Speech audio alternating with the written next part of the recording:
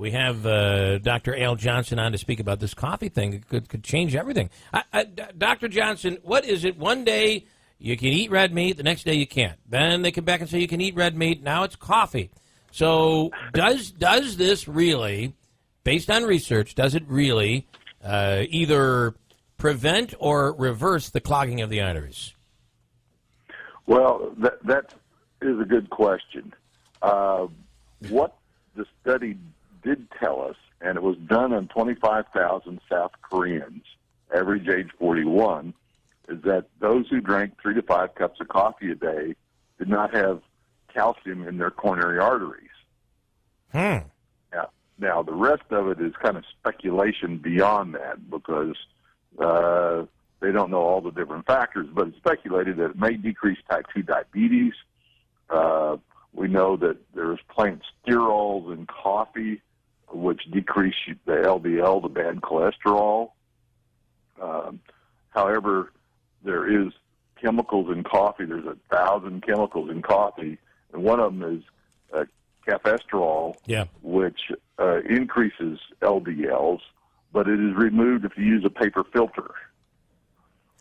And the other factor would be: is it coffee with cream and sugar, or do you have to drink black coffee only? I mean, the more you add to it, the more it negates it. Right, is what the article said. The study said. So it says, do not load coffee with cream, sugar, and all the other stuff you may put in it. A little cinnamon probably is fine. Okay. So, Dr. Johnson, does it also, expanding on Bill's question, does it depend on the type of coffee, too? I mean, there's natural organic coffees, and then there's, like, the store-bought, big-name brands. Yeah. Right. Well, they didn't classify the coffees, but they did make a note in the study that said most South Koreans do not drink decaf coffee. That's not very popular. So all we know is that it was coffee, probably not decaf, in most of the 25,000 looked at. Your personal opinion on this? Well, personal opinion, it's pretty individual. Yeah. 3 to 5 cups of 8-ounce coffee, and that adds up to 40 ounces. So the giant-sized coffees people are getting do not count as a single cup. So I think it's really individual. People that are been drinking coffee and not having any side effects from it, that's not, shouldn't be a problem. Don't start coffee if you're not drinking it. If you are getting an increase in blood pressure, increase in heart rate, headaches, adverse reactions to coffee, then stop it. It does cause gastrointestinal problems in a lot of people. So, Dr. Johnson, you sound like you're anti-coffee. You don't sound like you're a big supporter of coffee at all. Well, no, if you tolerate it well, I think it makes sense to drink 3 to 5 cups a day, at least from this study.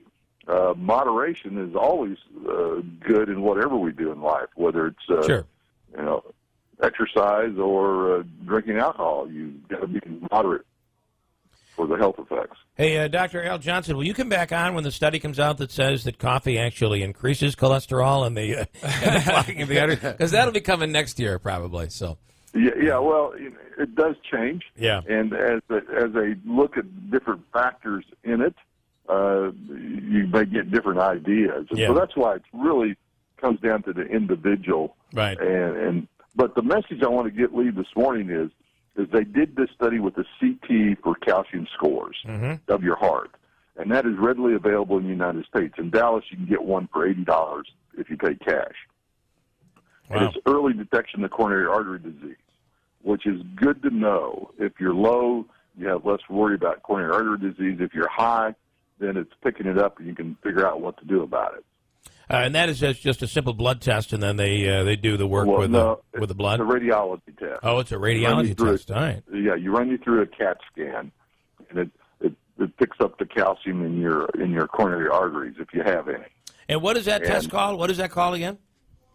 It's a calcium CT scan, calcium score CT scan of your heart. Got it.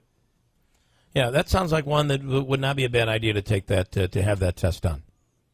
Yeah, and then you know what's going on, and it's the early detection, and it's readily available. Got it. One last quick question before we let you go. And then, Doc, when does the study come out that says cookies and cake are good for lung function? We're waiting for that one. I got to tell you. It's good for belly enlargement. Belly enlargement. Right. Well, there you go. All right, Dr. Al Johnson, thank you so much for your time. We appreciate it this morning. Thanks.